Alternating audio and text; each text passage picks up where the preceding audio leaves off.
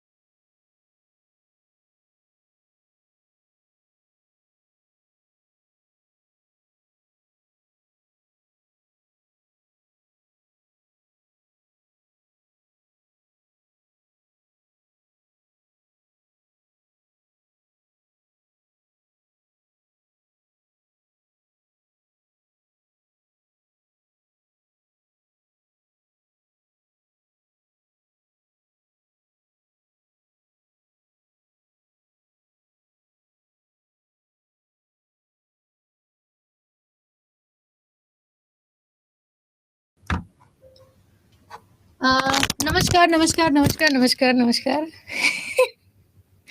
जब यहाँ के नमस्कार बोलना शुरू करो ना, तो ऐसा लगता है जैसे नेता तो हम ही हैं, है ना? नेता पार्ट 2 यही हो जाता है। आओ बताओ कैसे हो?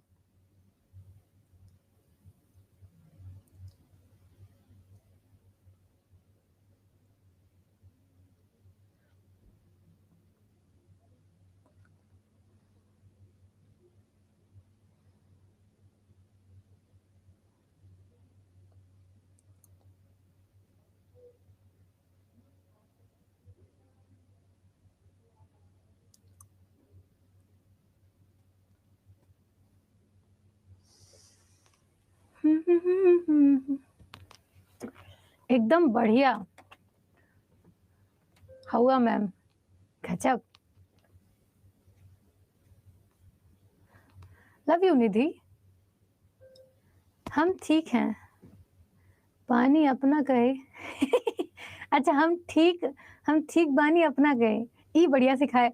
हमको बिहारी आती है नहीं, लेकिन जो सुन लेते हैं ना तो हमको फिर वो याद रहता है। जब से मैंने बिहार अड्डा जॉइन किया है तब से मेरे बोली पे एक चेंज आया है। पहले मैं कहती थी, ठीक है? कि मैं यहाँ जाऊँगी, मैं वो करूँगी, मैं पढ़ाऊँगी, लेकिन अब मैं बोलना शुरू कर दी हूँ, हम पढ़ाएँगे, हम जाएँगे, हम करेंगे। तो ये एक बड़ा बदलाव आया है। उसके बाद रउआ शब्द सीखा है मैंने, रउआ कैसन बानी? आज फिर बता दिया कि हम तो ठीक बानी, अपना बताई। तो ये मैंने आज नया वर्ड सीखा। हनी के ये नहीं समझ में आया हमको। ये रही हाँ, ये सही है। तो मुझे ये चीज़ें बड़ी अच्छी लगती हैं। देखना जब बिहार कभी आऊँगी ना, तो मैंने पटना आकर के मतलब जैसे हम लोग का सेमिनार अक्सर पटना में होता है, पटना आकर के बिहारी में ही बात करूँगी। मतलब पहली 2 लाइनें तो सिर्फ़ बिहारी में बोलूँगी, देख लेना, सीख के आऊँगी। नहीं होगा तो पेपर में लिख के लाऊँगी, लेकिन बोलूँगी ज़रूर। हेलो पुनीता नहीं, पुनीता, नाम खतरनाक है आपका। इंग्लिश में? यार हमको अंग्रेज़ी नहीं आती, हम सीधे शुद्ध सॉरी क्या कहते हैं, ये कौन है? यस इट्स मी, जो भी है।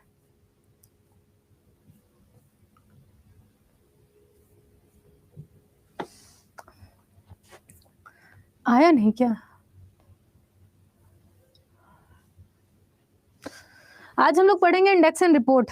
कॉपी-वॉपी लेके बैठिएगा, बहुत कुछ लिखना होता है, इसलिए बहुत केयरफुल होके बैठिएगा। इंडेक्स एंड रिपोर्ट बहुत बेहतरीन टॉपिक है। आबा हो।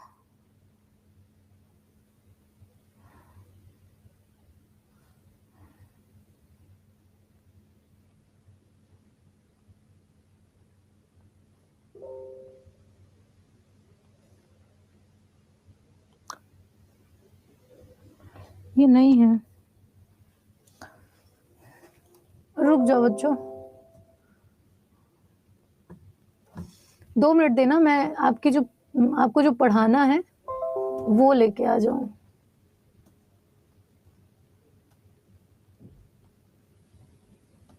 गया। सर अपने घर से आए ही नहीं हैं, तो क्लास कैसे होगी? ओके। मैं बढ़िया हूँ यशरीन, मैं अच्छी हूँ, बहुत अच्छे। तो ये है आपका इंडेक्स एंड रिपोर्ट का। खुला तो सही।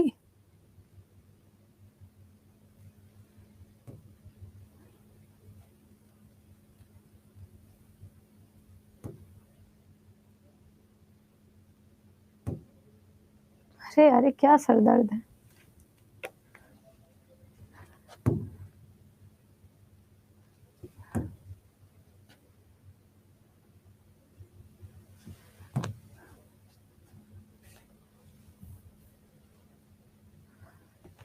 अब ठीक है।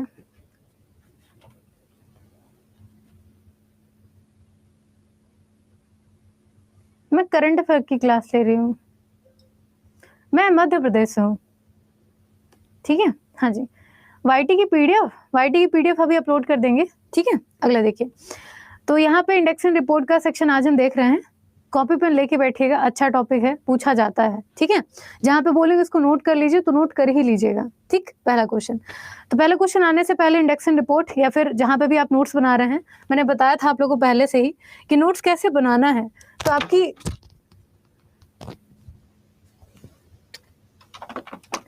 आज हमारा सुबह से माइक के साथ पंगा चल रहा है।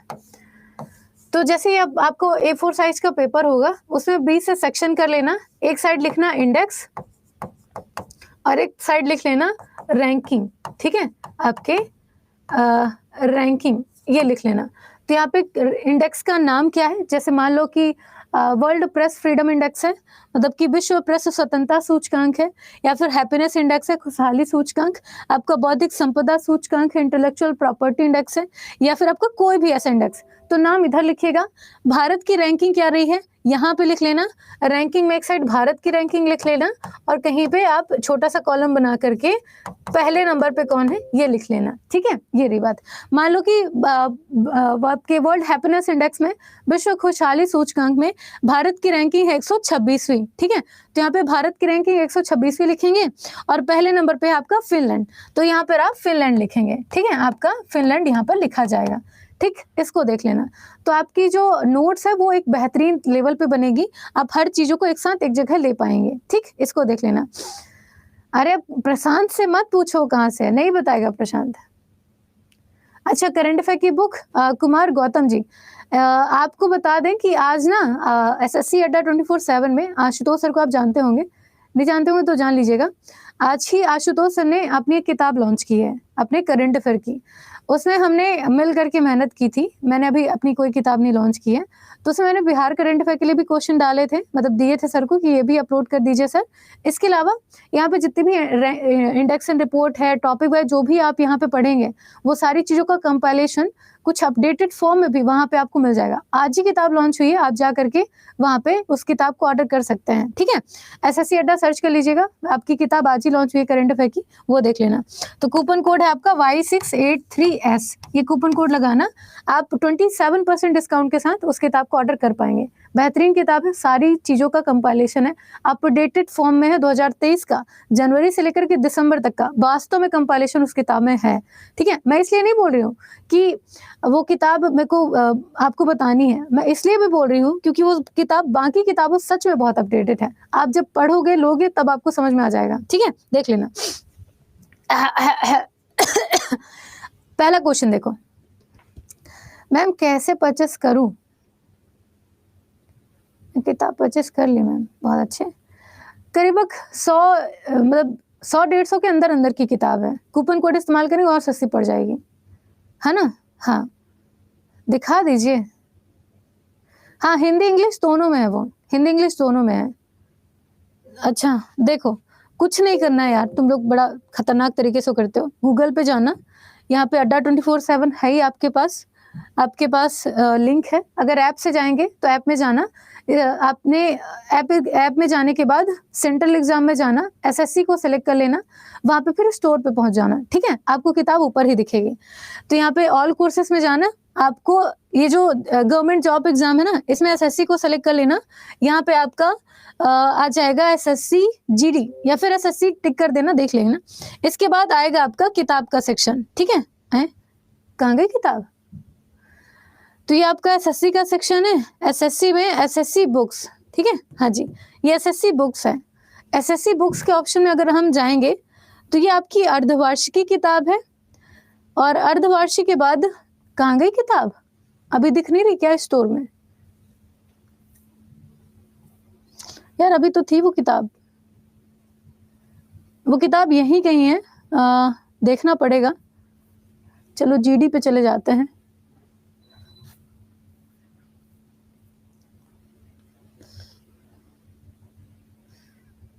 कहाँ गई? ये रही, ये किताब है, देख लो, ठीक है। तो ये किताब है, बेहतरीन तरीके से मुख्य आकर्षक यहाँ पे कौन कौन से टॉपिक हैं वो भी दिए हुए हैं। तो आपको क्या करना है, एसएससी पे जाना है, एसएससी जीडी को सिलेक्ट कर लेना। यहाँ पे आपकी किताब है, इसे लेने के लिए सिंपली बाय नाउ में जाना है, इंटर कूपन कोड के ऑप्शन में Y683S इंटर करना। ये पड़ेगी 149 रुपए की, कहा था ना 100 से 150 के बीच की है, तो 149 रुपए की है। ऐप के थ्रू लेंगे, कूपन कोड इस्तेमाल करेंगे और सस्ती पड़ेगी। तो आप जाकर के इसको ऑर्डर कर सकते हो, बस कूपन कोड इस्तेमाल कर लेना Y683S, ठीक है। आपका किताब ऑर्डर हो जाएगा, पहुंच जाएगा। सारे के सारे मुद्दे यहाँ पे मौजूद हैं, सारे। इनफैक्ट अभी अगर मार्केट में जाके किताब लोगे तो दिसंबर का आपको डाटा नहीं मिलेगा, लेकिन इसमें दिसंबर अपडेटेड है ये किताब, ठीक है। बहुत हो गई बातें, पढ़ना शुरू करते हैं।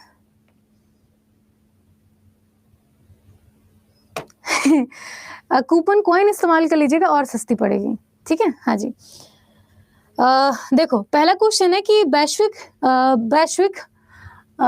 वैश्विक यूनिकॉर्न रैंकिंग में भारत को कौन सा स्थान प्राप्त हुआ जिसमें अमेरिका पहले स्थान पर है। ये जो यूनिकॉर्न की रैंकिंग होती है ये आपके स्टार्टअप कंपनियों को बताती है, ठीक है। तो वैश्विक यूनिकॉर्न रैंकिंग में भारत को कौन सा स्थान प्राप्त हुआ जिसमें अमेरिका पहले स्थान पे है, ठीक है। हाँ जी, तो यूनिकॉर्न की लिस्ट में अमेरिका पहले स्थान पे है। कौन सी कंपनी है ये, ठीक है। तो भारत की रैंकिंग क्या है इसमें? भारत हमारा आपके तीसरे नंबर पे है, ठीक है। भारत हमारा तीसरे नंबर पे है।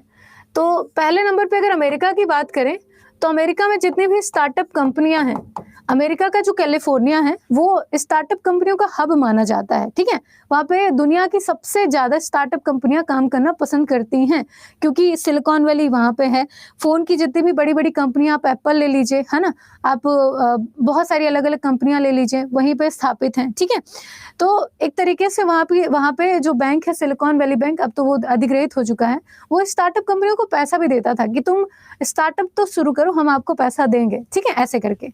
तो अमेरिका में अगर देखा जाए तो 668 स्टार्टअप कंपनियां हैं जो कि विश्व स्तर पर शुरू हुई और अपना नाम बना के रखी हैं।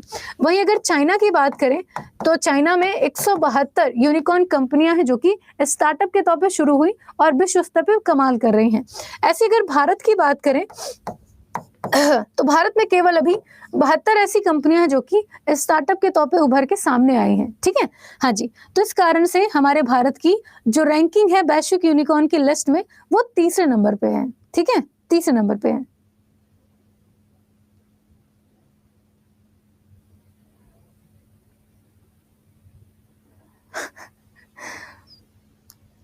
मुझे नहीं पता वो क्यों है, रिकॉर्डेड क्लास नहीं है, ये लाइव चल रही है आपकी क्लास। ठीक, आगे देख लेना। अगला क्वेश्चन आपका कि विश्व स्वास्थ्य संगठन द्वारा जारी की गई ग्लोबल टीबी रिपोर्ट 2023 के अनुसार भारत में टीबी मामलों का कवरेज कितना पहुंच चुका है। देखिए, टीबी मामलों के कवरेज की बात करें तो 2025 का लक्ष्य हमारे भारत के सामने है कि हमको भारत से टीबी को खत्म करना है। ठीक है, टीबी को खत्म करना है।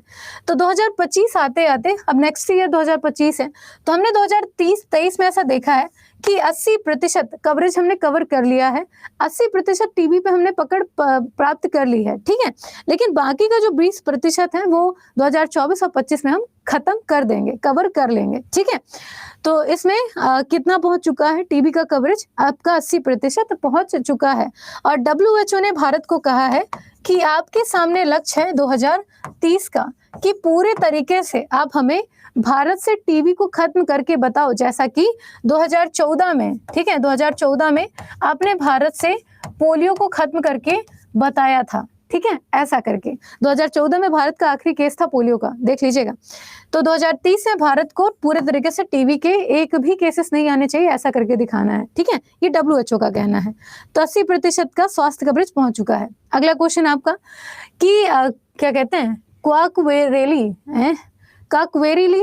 काकवेरेली साइमन द्वारा जारी की गई क्यूएस एशिया यूनिवर्सिटी रैंकिंग 2024 के अनुसार किस देश में सबसे अधिक यूनिवर्सिटी हैं?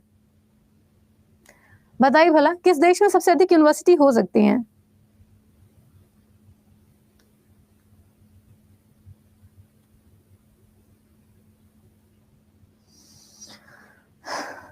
आज वो नहीं आए क्या, कल जो धमकी दे रहे थे?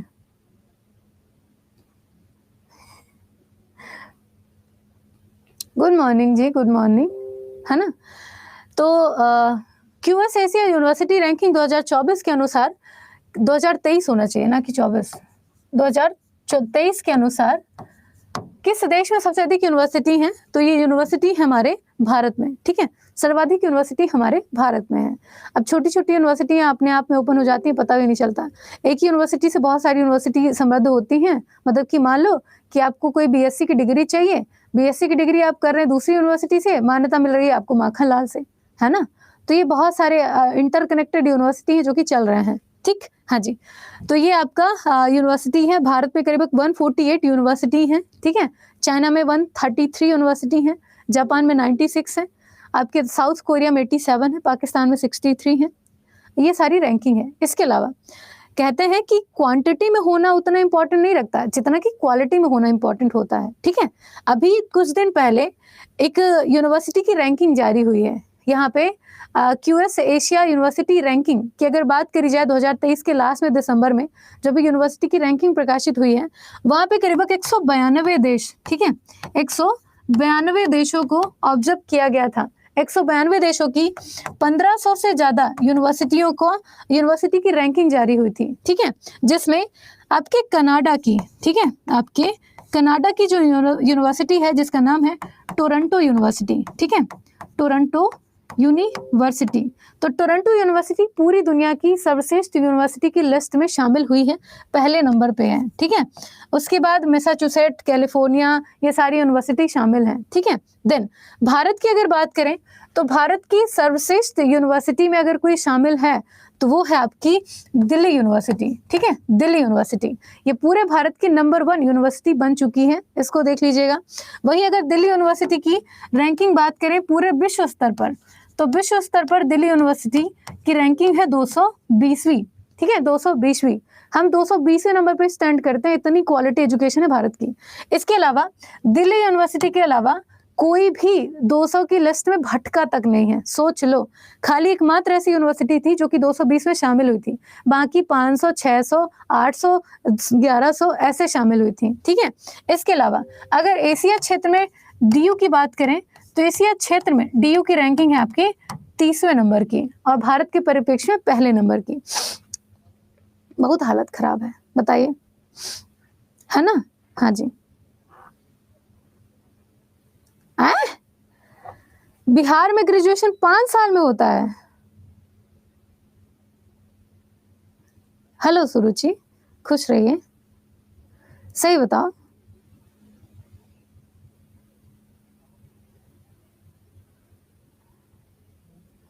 मैंने फांसी लगा लेना है।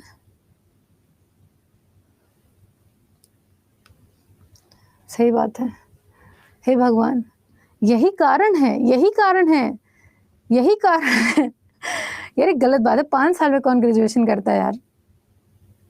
सिस्टम सुधारने की जरूरत है, ठीक है। आगे चलो, तो ये सारी चीजें इनको एक बार चेक कर लेना। अगला देखो, अगला क्वेश्चन है कि मतलब कि एमसी केनले, ठीक है, एमसी केनले हेल्थ इंस्टीट्यूट द्वारा जारी रैंकिंग में भारत को कौन सा स्थान प्राप्त हुआ है जिसमें तुर्की पहले नंबर पे है, ठीक है।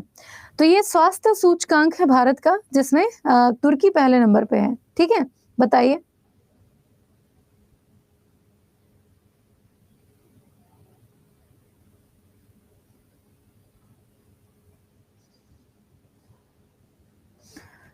ओके, अच्छा पहले होता था, अब नहीं होता। हाँ हाँ, है बुक में रुझवाना, है बुक में, आप पर्टिकुलर क्वेश्चन देख सकते हो वहां पे, क्योंकि आधी बुक की मदद तो मैंने खुद ही की थी। है ना। हाँ जी। तो एमसी केनले के द्वारा जारी रैंकिंग में भारत को कौन सा स्थान प्राप्त हुआ जिसमें पहले नंबर पे तुर्की है।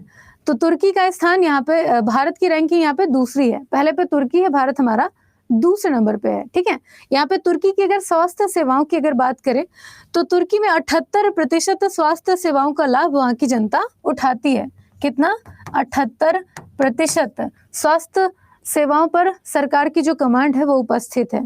वहीं अगर भारत की बात करें तो भारत में हमारे क्या कहते हैं 76% का, ठीक है, भारत में 76% का जो स्वास्थ्य लाभ है जनता को दिया जाता है। चाइना की अगर बात करें तो चाइना में 75% का जो लाभ है वो दिया जाता है, ठीक है।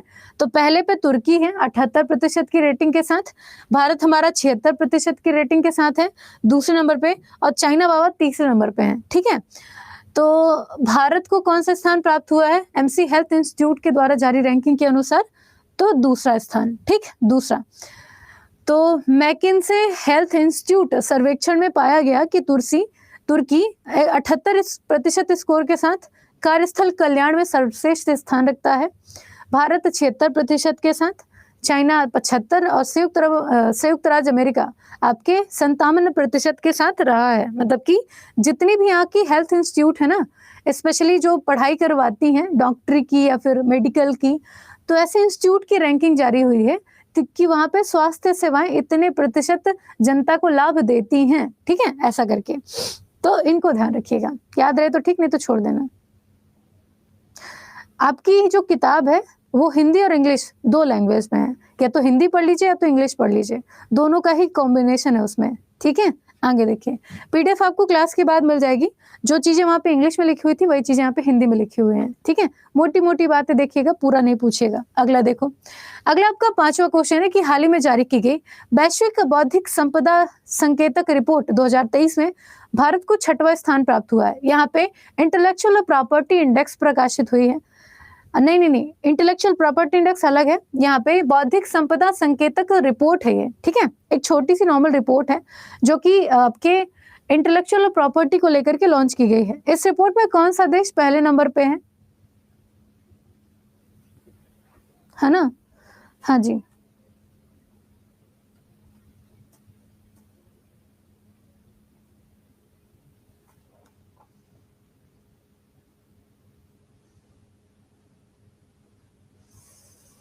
ओके,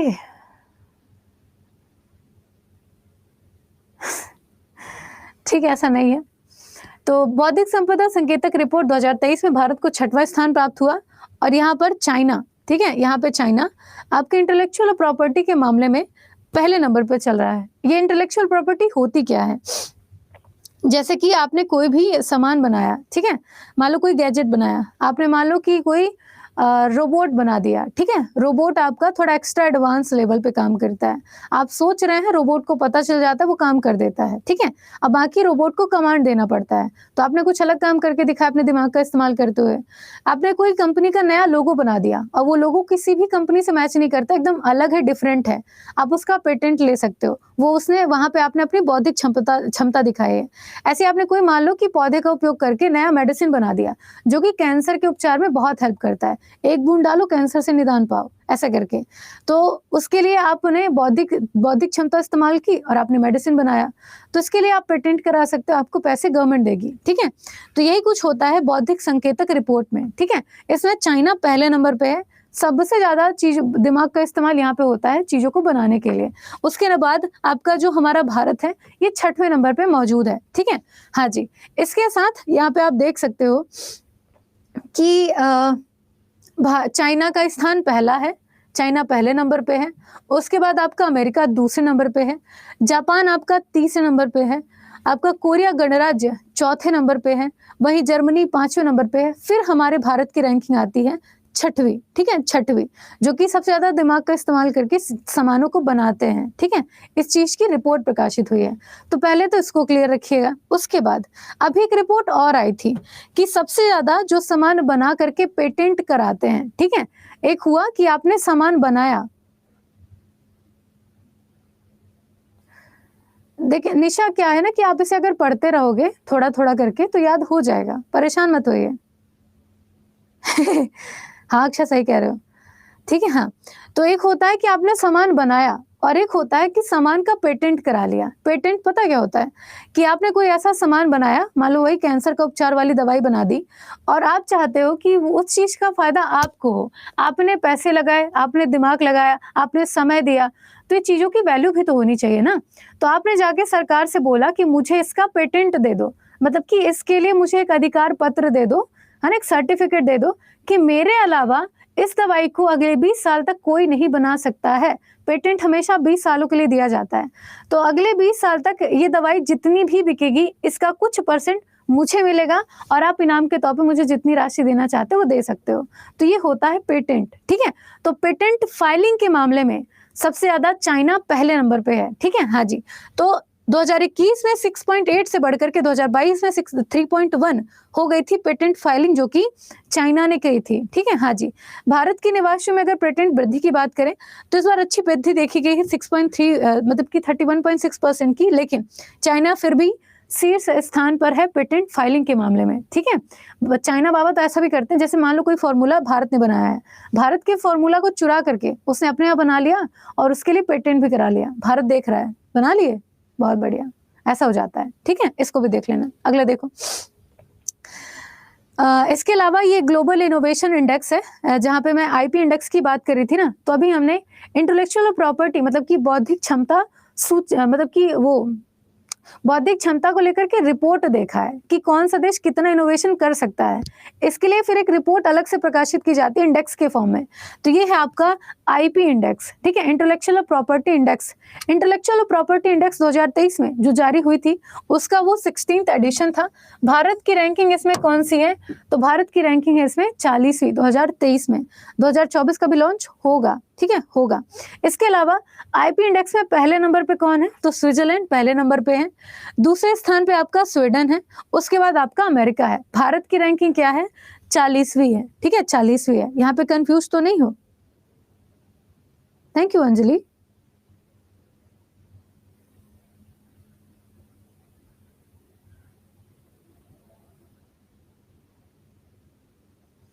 होगा, स्टैटिक होगा, है ना। हाँ, तो इसको ध्यान रखिएगा। आगे चलो, अगला क्वेश्चन आपका 6वां कि फसाई, नाम बहुत अच्छा है, फसाई किसको किसने फंसाया, तो फसाई के द्वारा जारी की गई राज्य खाद्य सुरक्षा सूचकांक 2022-23 में छोटे राज्यों की सूची में गोवा को पहला स्थान मिला है। बड़े राज्यों की सूची में कौन सा राज्य शामिल है, यहाँ पे क्या है कि फसाई का फुल फॉर्म होता है food standard security authority of India, ठीक है। ये हमारे पूरे भारत में खाने की सुरक्षा, जो भी खाना आप बना हुआ पैकेट में बंद हुआ कैसा भी देखते हो, उसकी जो जांच का काम है कि ये खाने योग्य है या नहीं है, इसमें पॉइजन तो नहीं है, आप इसको खा के मर तो नहीं सकते।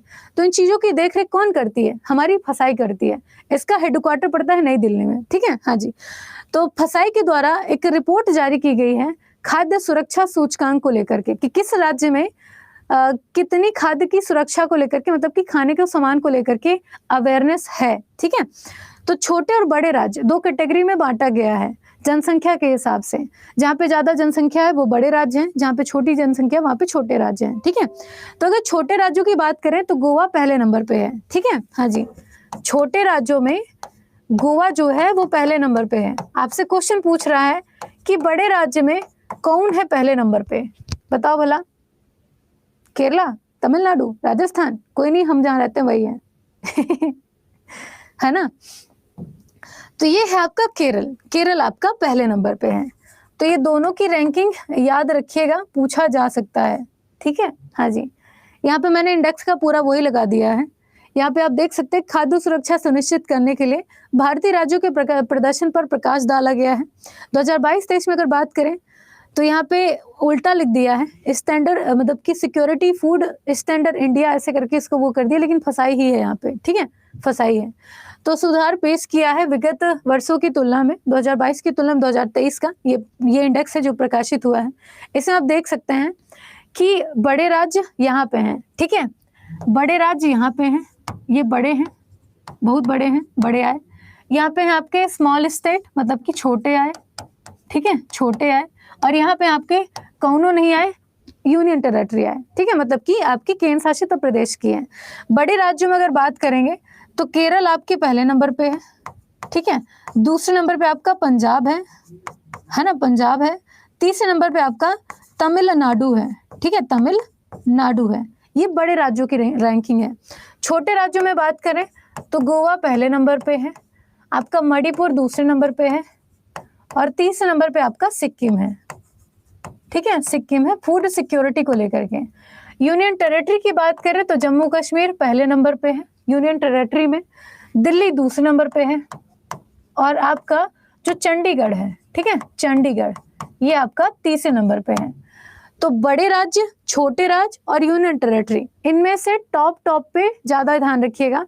बड़े राज्यों में केरल, छोटे पे गोवा, और यूनियन टेरिटरी में आपका जम्मू कश्मीर। अगर ये 3 रैंकिंग याद है काम चल जाएगा। इसी के साथ अभी एक रिपोर्ट प्रकाशित हुई थी खाद्य की मिलावट को लेकर के।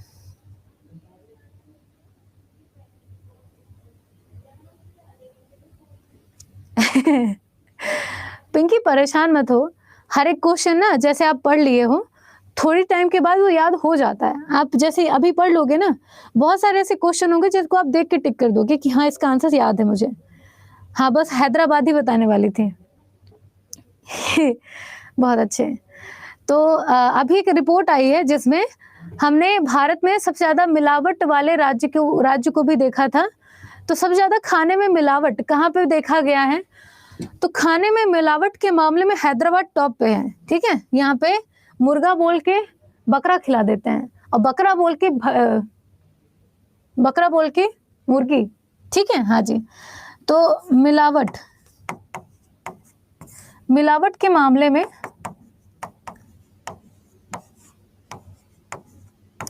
हैदराबाद टॉप पे है, हैदराबाद टॉप पे है, ये भी ध्यान रखिएगा, पूछा जा सकता है, ठीक है। हाँ, तो सब जाना, हैदराबाद मत जाना, नहीं तो पता चले खा के कुछ और आ जाओ और मन में कुछ और सोचे बैठे हो, अब तो अलग टेंशन है। और सबसे बुरी बात पता क्या होती है, बेचारे शाकाहारी कहीं पे भी चले जाएं उनको खाने के लिए कुछ नहीं मिलता घास फूस के अलावा। कुछ दिन में चारा उबाल के खाना शुरू कर देंगे। हाँ, लिखा मिलेगा, ठीक है। आगे देखो, 7वां क्वेश्चन आपका कि वैश्विक अनुसंधान फर्म आपके स्टेटिस्टा काय ऐसे नाम रख लेते हैं। तो वैश्विक अनुसंधान फर्म स्टेटिस्टा के द्वारा जारी की गई फिनटेक यूनिकॉर्न रैंकिंग में भारत को कौन सा स्थान प्राप्त हुआ जिसमें अमेरिका पहले नंबर पे है। हमने जो सबसे पहला क्वेश्चन देखा था ना यूनिकॉर्न लिस्ट की, उसी क्वेश्चन को घुमा के फिर से पूछ दिया है, ठीक है। तो अमेरिका पहले नंबर पे है, 668 वहाँ पे यूनिकॉर्न कंपनियां काम करती हैं। फिर चाइना दूसरे नंबर पे है, फिर हमारा भारत तीसरे नंबर पे है यूनिकॉर्न कंपनियों के लिस्ट को लेकर के, ठीक है। वही क्वेश्चन घूम के पूछा है। नहीं यार, मैं कहीं नहीं गई, मैं सही बता रही हूँ। हमारे पापा इतने स्ट्रिक्ट थे, शायद उन्हीं के गुण मेरे अंदर हैं कि पूछो मत। मैं 12वीं तक मैं अपने घर में ऐसे रहती थी, मतलब वो अपनी आंखों के सामने जाने ही नहीं देते थे। ना तो मैंने आज तक कभी अपने बुआ के घर का देखा हाल, ना मैंने कभी मौसियों के घर का देखा हाल। इनफैक्ट मैं अपने गांव भी गिने चुने बार गई हूँ, पापा हमें शहर में लेके रहते थे। तो मैं गिन के बता सकती हूँ, मैं अपने गांव खुद के पापा के घर करीब 6 से 7 बार गई हूँ, 6 से 7 बार, उससे ज़्यादा गई ही नहीं हूँ। तो ये हाल था। उसके बाद जब ग्रेजुएशन करना शुरू किया, पढ़ाई के चक्कर में इधर-उधर जाना शुरू किया, तो ठीक था, उसमें भी उनकी जान हलक में रहती थी। तो वो अलग लेवल पे थे, बहुत गुस्सा करते थे, है ना? हाँ जी, तो जब हम छोटे होते हैं तो हमको लगता है कि बॉन्डेज है, ये बंदिशें हैं जो हमारे ऊपर लगाई जा रही हैं। जब आप बड़े हो जाते हैं तो समझ में आता है ये बंदिशें नहीं थी, ये उनका प्यार था जो आपके लिए था। वो चाहते नहीं थे कि दुनिया के बवालों में, जंजीरों में या फिर जिस हिसाब से लड़कियों को देखते हैं उस हिसाब से आप किसी को नज़र आओ, है ना? बाद में पता चलता है ये चीज़ें। कई जगह हमें रोक-टोक अच्छी नहीं लगती, लेकिन वो अच्छी होती हैं। मैं अभी स्टिल भी मैं यहाँ पे हूँ दिल्ली में, काफ़ी दूर हूँ घर से, लेकिन फिर भी मैं जहाँ भी जाती हूँ मेरी मम्मी मेरे साथ होती हैं। और आप लोग यकीन नहीं करोगे, मेरी मम्मी मेरे साथ मेरे दोस्त की तरह रहती हैं। मेरे लाइफ में क्या हुआ है, क्या नहीं हुआ है, दिन भर में मैंने क्या किया है, किसको सुनाया है, किससे मैं गुस्सा हूँ, हर बात वो मेरे साथ शेयर करती हैं और मैं उनके साथ। मैं उनको कभी मम्मी बोलती नहीं हूँ, मैंने मम्मी का नाम पुग्गू रखा है। जब भी मेरे को कुछ चाहिए, मम्मी पानी दे दो, मैं बोलूँ पुग्गू पानी दे दो। वो बहुत प्यार से रहती हैं मेरे साथ, है ना? हाँ। हाँ, तो 15वीं वार्षिक मर्सर मतलब कि CFA institute global pension index में भारत को 45वां स्थान प्राप्त हुआ। इस इंडेक्स में कौन सा देश शीर्ष स्थान पे है? राम जाने कौन इंडेक्स प्रकाशित कर देते हैं।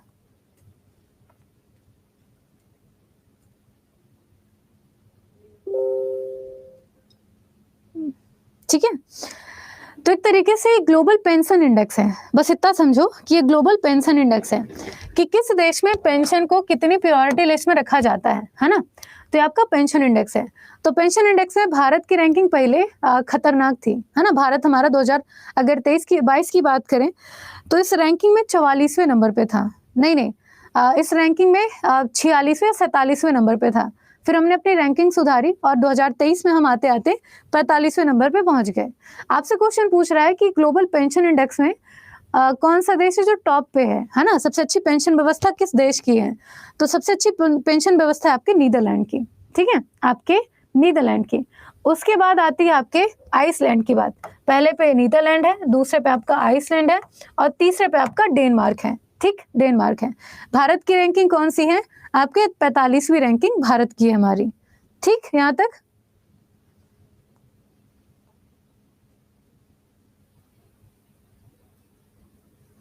ठीक है? हाँ जी, तो भारत अच्छा 2022 में करीब 44 दशमलव कुछ था, ठीक है? हमने अपनी रैंकिंग सुधारी है और हम 45वें पे पहुंच गए हैं। हाँ, 40 नहीं थी, 44.5 समथिंग कुछ थी।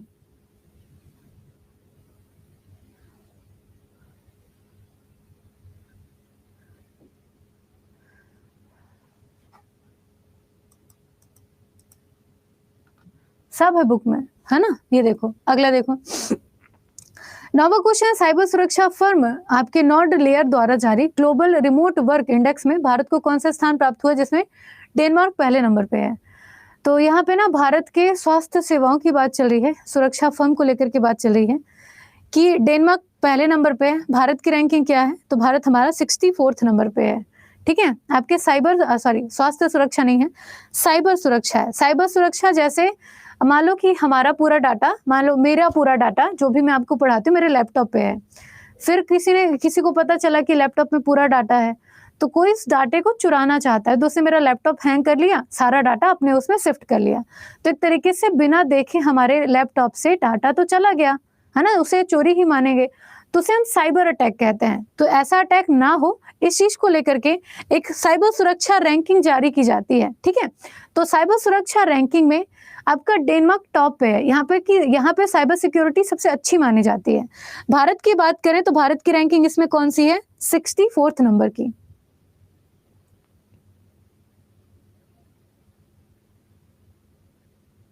नहीं बताएंगे कहाँ रहते हैं।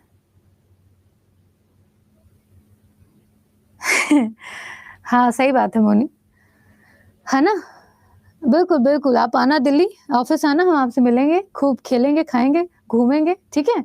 हाँ जी, तो ये आपकी साइबर सिक्योरिटी, भारत की रैंकिंग कौन सी है, 64 नंबर की, ठीक है। हाँ जी, इसको ध्यान रखिएगा। अगला देखो, इसमें है कि एविएशन एनालिटिक्स फर्म क्या कहते हैं सीरियम के द्वारा जारी की गई रिपोर्ट में किस एयरपोर्ट को दुनिया का सबसे समय पाबंद हवाई अड्डा माना गया है। मतलब कि ना तो यहाँ की हवाई यात्रा लेट होती है, ना तो जल्दी होती है, अपने टाइम से जाती हैं, अपने टाइम से आती हैं, घर की लड़कियों का काम करती हैं, ठीक है। जैसे ना घर में बोलते हैं इतने बजे जा रही हो, इतने बजे तक ट्यूशन, इतने बजे तक आ जाना, ठीक है, ऐसा करके। तो यही आपके दुनिया की सबसे पाबंद एयरपोर्ट में कौन सा एयरपोर्ट शामिल है, बताओ। ऑफिस आपका यूनिटेक साइबर पार्क है ना, दिल्ली, गुरुग्राम हरियाणा, ठीक है। हाँ जी, तो ये है आपका कौन सा, केम्पेगौड़ा अंतर्राष्ट्रीय हवाई अड्डा। भाई सबसे ज्यादा इसमें यही चर्चा में है, केम्पेगौड़ा अंतर्राष्ट्रीय हवाई अड्डा, ये पड़ता है आपके बेंगलुरु में, ठीक है। कहाँ पे है, तो ये पड़ता है आपके बेंगलुरु में, और बेंगलुरु कहाँ पे है, तो आपके कर्नाटक में, ठीक है। केम्पेगौड़ा अंतर्राष्ट्रीय हवाई अड्डा को पूरी दुनिया का सबसे समय पाबंद हवाई अड्डा माना गया है, पहली चीज। दूसरी बात, केम्पेगौड़ा अंतर्राष्ट्रीय हवाई अड्डे को अलग अलग टर्मिनल में, मतलब कि इसके मान लो 4 गेट हैं, तो 4 टर्मिनल में डिवाइड किया गया है, ठीक है। तो केम्पेगौड़ा अंतर्राष्ट्रीय हवाई अड्डा का जो टर्मिनल 2 है, ठीक है, टर्मिनल 2 है, वो इतना सुंदर है कि पूरे विश्व का सबसे सुंदर एयरपोर्ट अगर घोषित हुआ है तो यही है। ये बेहतरीन, बहुत ही सुंदर डिजाइन किया गया है, ठीक है। तो इसके टर्मिनल 2 को यूनेस्को के सबसे सुंदर हवाई अड्डों की लिस्ट में शामिल किया गया है, ये रही बात। और सबसे अच्छी व्यवस्थाओं के मामले में भी केम्पेगौड़ा अंतर्राष्ट्रीय हवाई अड्डा काफी प्रसिद्ध है। इसके अलावा जो हमारा इंदिरा गांधी अंतर्राष्ट्रीय हवाई अड्डा है, ये कहाँ मौजूद है, तो ये पड़ता है आपके दिल्ली में, ठीक है, नई दिल्ली में, ये नई दिल्ली में पड़ता है। और इंदिरा गांधी अंतर्राष्ट्रीय हवाई अड्डा पूरे एशिया क्षेत्र का सबसे बेहतरीन हवाई अड्डा घोषित किया गया है अपनी व्यवस्थाओं को लेकर के। यहाँ पे साफ सफाई, यहाँ पे खाने की सिक्योरिटी, मेंटेनेंस की व्यवस्था, यात्रियों के बैठने आने जाने की व्यवस्था काफी बेहतरीन है, जिस कारण से एशिया क्षेत्र का सबसे बेहतरीन हवाई अड्डा ये है। बाकी सुंदरता और समय पाबंदी को लेकर के केम्पेगौड़ा सबसे प्रसिद्ध है, ठीक है, ये रही अरे नहीं नीतीश, लग रहा है कि याद नहीं होगा, लेकिन याद हो जाता है ना। आगे देखो, अगला आपका 11वां कि iris NGO concern world wide और जर्मन एनजीओ वर्ल्ड हंगर हिल्फले। इतना नहीं याद रखना है, बस याद रखना है ग्लोबल हंगर इंडेक्स, ठीक है। ग्लोबल हंगर इंडेक्स में भारत की रैंकिंग क्या है, बताइए।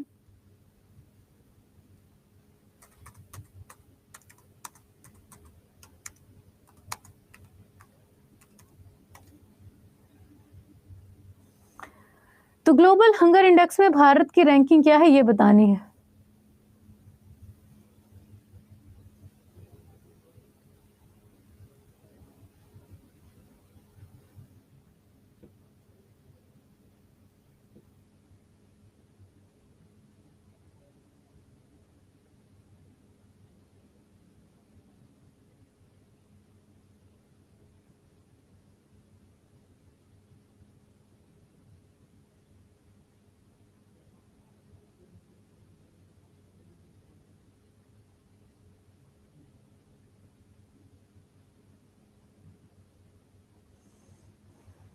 बहुत अच्छे, तो ये हमारी 111वीं रैंकिंग है। अगर हम बात करें 2022 की, 2022 में हम 107वें नंबर पे थे, ठीक है। बाकी पाकिस्तान आपका 102वें नंबर पे है। हम पाकिस्तान से नीचे भी जा रहे हैं हंगर इंडेक्स को ले ले तो, पर ये डाटा पॉसिबल ही नहीं है। जितनी भुखमरी पाकिस्तान में, उससे हम कहीं बेहतर हैं, कहीं बेहतर हैं। तो ये जो ग्लोबल हंगर इंडेक्स आई है इस बार की, हमें समझ में नहीं आया किस हिसाब से प्रकाशित हुई है ना। जबकि हमारे यहाँ इतना अनाज है कि हम अगले 5 सालों के लिए मुफ्त में अनाज बांट रहे हैं। दूसरे देशों को अनाज हम दे रहे हैं मुफ्त में, फ्री में, और उसके बाद हमारे यहाँ खाने की पर्याप्त मात्रा है। उसके बाद भी हम 111वें नंबर पे मौजूद हैं, पता नहीं क्यों। ठीक है, हाँ जी। अगला देखो, अगला क्वेश्चन आपका कि 2023 के लिए 360 one health Hurun India rich list के अनुसार भारत के सबसे अमीर व्यक्ति कौन है, बताइए। बी, एकदम सही है। तो भारत के सबसे अमीर व्यक्ति कौन है? मुकेश अंबानी। ठीक है, मुकेश अंबानी। इनकी नेट वर्थ अगर देखी जाए तो 90 दशमलव कुछ करोड़ रुपए, है ना। नहीं, अगर इनकी पूरे संपत्ति को देखा जाए तो 90 दशमलव कुछ मिलियन डॉलर की इनकी संपत्ति है ना। इनको देख लेना। और जब कोविड-19 चल रहा था उस टाइम पे सबसे ज्यादा दवाई बेच करके जो अमीर हुए थे वो थे साइरस पूनावाला। बाकी मुकेश अंबानी एवरग्रीन एशिया के सबसे प्रसिद्ध और सबसे ज्यादा अमीर व्यक्ति कौन है? तो मुकेश अंबानी। पूरे ग्रह के पृथ्वी के सबसे अमीर व्यक्ति कौन है? तो वो है एलन मस्क। ठीक है, एलन मस्क, उनका नाम ध्यान रखिएगा। ठीक है, आगे चलो। अगला क्वेश्चन आपका 13वां कि CBRI जो भी है, Indian real estate tracking joint street, आपके अनुसार ग्रीन ऑफिस स्पेस के मामले में कौन सा सबसे ऊपर है? कल क्वेश्चन की लैंग्वेज सुधार के लाऊंगी। जो क्वेश्चन बड़े सिंपल लेवल पे आने चाहिए वो बड़े टफ हो गए हैं, है ना।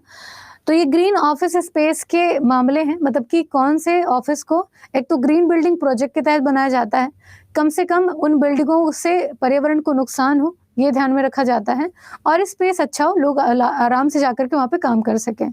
तो इसकी रैंकिंग ऑफिस जारी हुई है, इसमें कौन सा टॉप पे है? तो ये है आपका बेंगलुरु। ठीक है, ये आपका बेंगलुरु है। तो आज 13वें पे खत्म करते हैं, कल मिलेंगे नए क्वेश्चन के साथ। थक गई हूँ, ये मेरी सुबह से तीसरी चौथी क्लास होती है नॉन स्टॉप, थक जाती हूँ आते आते। तो अभी हम इसी पे बात करेंगे। ठीक है, तो चलो अभी टाइम है हमारे पास। अभी तक हमने 13 क्वेश्चन पढ़े हैं, इन 13 क्वेश्चन का रिवीजन कर लेते हैं। ठीक, फिर हम कल 14वें क्वेश्चन से आगे बढ़ेंगे। ठीक है, हाँ। तो अभी तुरंत रिवीजन करते हैं पहले क्वेश्चन पे आकर के, फिर देखेंगे किसकी क्या बात है। लेकिन सब में तो टिक लगा हुआ है, कैसे रिवीजन करेंगे?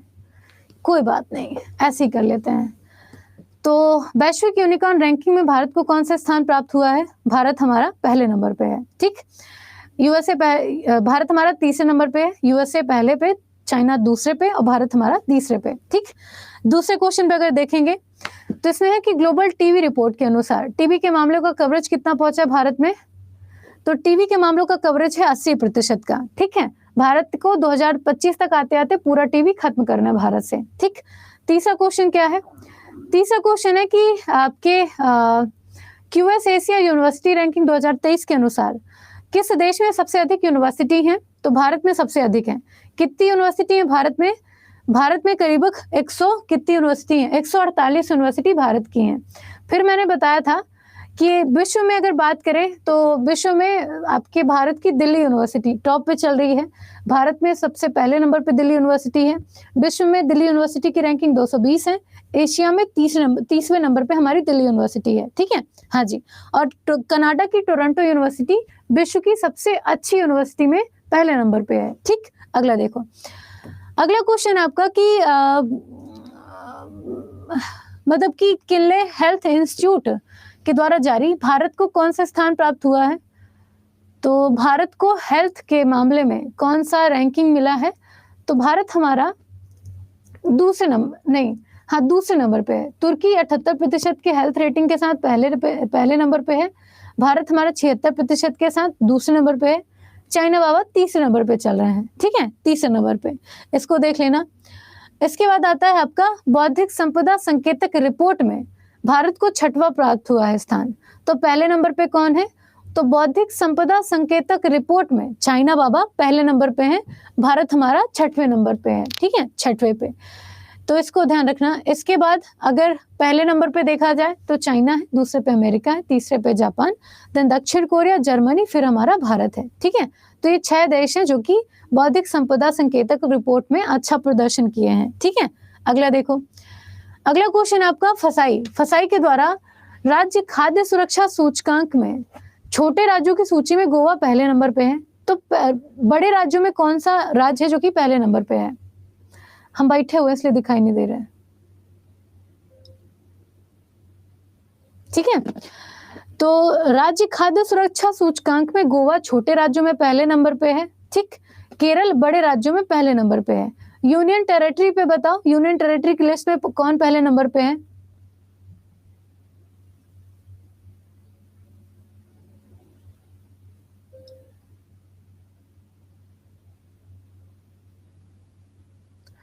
नवीन कह रहे हैं समझ नहीं आया। अभी जुड़े हो नवीन? बादाम खाओ, बहुत जरूरत है ना, है ना, बिल्कुल। तो छोटे राज्य यूनियन टेरिटरी में जम्मू कश्मीर पहले पे है। वही मिलावट सबसे ज्यादा कहाँ पे है? तो मिलावट देखी गई है हैदराबाद में। ठीक है, हैदराबाद में। तो ये पूरा आपका जो लिस्ट है सामने है, इसको एक बार पढ़ लीजिएगा। ठीक है, हमको पढ़ना ही है। अगला देखो, 7वां क्वेश्चन है कि firm system fintech unicorn list, वही पहला क्वेश्चन रिपीट हुआ। भारत की रैंकिंग क्या है? तीसरी है। पहले पे यूएसए, दूसरे पे चाइना, तीसरे पे हमारा भारत है। ठीक है, यूनिकॉर्न लिस्ट में। 8वां क्वेश्चन देखो, आपके ग्लोबल पेंशन इंडेक्स में भारत को 45वां स्थान प्राप्त है। पहले नंबर पे नीदरलैंड है, दूसरे पे आइसलैंड है, तीसरे पे आपका डेनमार्क है।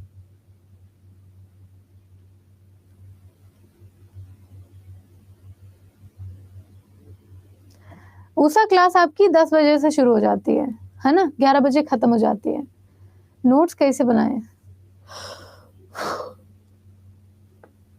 नोट्स अभी बताया था मैंने कि A4 साइज का पेपर है, 2 सेक्शन में डिवाइड कर लो और एक साइड इंडेक्स लिख लो, एक साइड भारत की रैंकिंग लिख लो, हो जाएगा।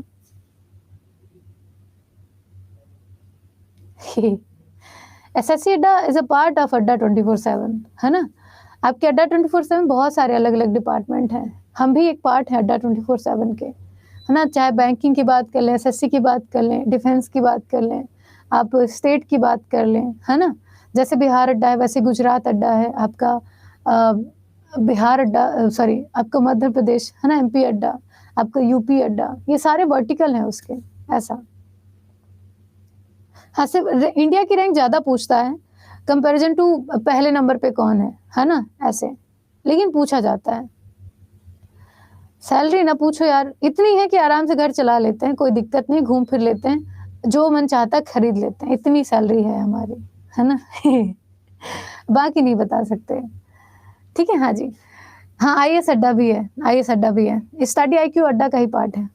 तो ग्लोबल पेंशन इंडेक्स में भारत को 45वां स्थान प्राप्त हुआ है। तो इसमें पहले नंबर पे नीदरलैंड है, इसको देख लेना। अगला क्वेश्चन आपका कि साइबर सुरक्षा रैंकिंग में भारत को कौन सा स्थान प्राप्त हुआ है? तो साइबर सुरक्षा रैंकिंग में भारत हमारा 64th नंबर पे है, जबकि पहले नंबर पे डेनमार्क है। ठीक है, पहले नंबर पे डेनमार्क है। अगला है आपका 10वां कि दुनिया का सबसे पाबंद हवाई अड्डा, ठीक है, समय का पाबंद हवाई अड्डा कौन सा है? तो ये है कैंपेगोड़ा। बाकी एशिया का सबसे बेहतरीन हवाई अड्डा कौन सा है? आपका इंदिरा गांधी अंतर्राष्ट्रीय हवाई अड्डा। ठीक है, हाँ जी, ठीक। आगे देखो, अगला क्वेश्चन आपका कि ग्लोबल हंगर इंडेक्स में भारत की रैंकिंग क्या है? हेलो प्रिंस, कोई बात नहीं, आप देखा करो, लेकिन ठीक है, डेली क्लास ले लिया करो। इसमें कि ग्लोबल हंगर इंडेक्स में भारत की रैंकिंग 111वीं है। ये आपका 112वां क्वेश्चन है, सॉरी 12वां क्वेश्चन है। रिच लिस्ट के अनुसार अमीर व्यक्ति भारत के सबसे कौन है? मुकेश अंबानी। ठीक है, मुकेश अंबानी।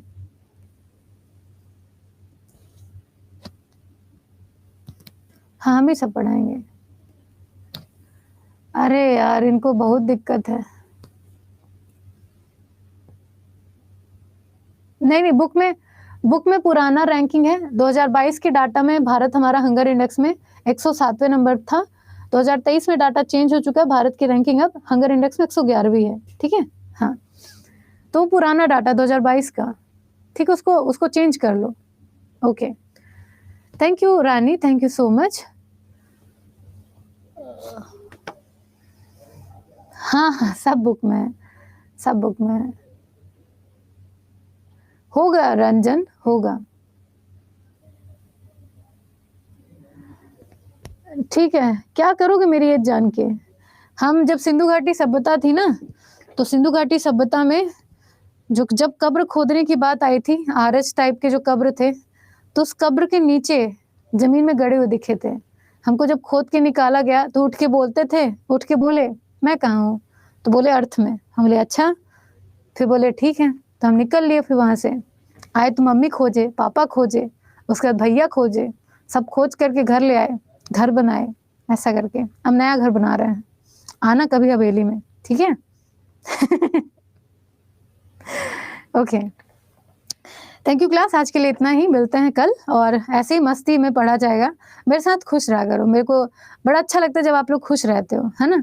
मैं घर में भी जब पहुंच जाती हूँ ना, तो जितने भी बने हुए मुंह रहते हैं, जैसे घर का लड़ाई का माहौल होता है, टन फुस तो होती रहती है घर में, मैं मेरे जाने के साथ सब लोग मुस्कुराना शुरू कर देते हैं। आई है कुछ ना कुछ उटपटांग बोलना शुरू करेगी, सब ठीक हो जाएगा। आप लोग भी ऐसे ही रहा करो, ठीक है? Okay, thank you everyone, bye bye, take care, मिलते हैं कल, ठीक है? और सुबह 7 बजे करंट अफेयर की क्लास में आना शुरू कर दो, नहीं तो सर पकड़ोगे करंट अफेयर को लेकर के। बहुत खतरनाक है, हर दिन आपको नया पढ़ना होता है। तो सुबह 7 बजे आना शुरू कर दीजिए। जब आपका अगला कोई एग्जाम होगा, आप आराम से टारगेट सेट कर लोगे, करंट अफेयर में दिक्कत नहीं होगी, मेरी प्रॉमिस है, ठीक है? हम पता है अभी 15 अभी हम जैसे आज बुधवार है, गुरुवार, शुक्रवार, शनिवार को वीकली रिवीजन करेंगे, जो भी हमने हफ्ते भर में पढ़ा होगा। फिर 15 तारीख को 15 दिन का रिवीजन करेंगे, फिर उसके बाद 1 महीने का रिवीजन करेंगे। तो रिवीजन करते करते इतनी बार पढ़ लेते ना कि ऑटोमेटिक याद होना शुरू हो जाता है। फिर जब यहाँ पे पढ़ते हो तो सिर्फ आपको उसके बारे में जानना होता है एक बार फिर से डिटेल के साथ, तो चीजें याद होती है, एक बार पढ़ने से नहीं याद होता है ना? हाँ जी, हिस्ट्री की क्लास होती है 7 बजे, क्या बताएं, जीवन बड़ा दर्द है। देख लिया करो, रिकॉर्डेड देख लिया करो, लेकिन देखा करो, ठीक है? ओके, बाय बाय एवरीवन, धन्यवाद आप सभी लोग का। मिलते हैं कल सुबह 7 बजे, फिर 10 बजे, फिर 4 बजे, ठीक है? Bye bye.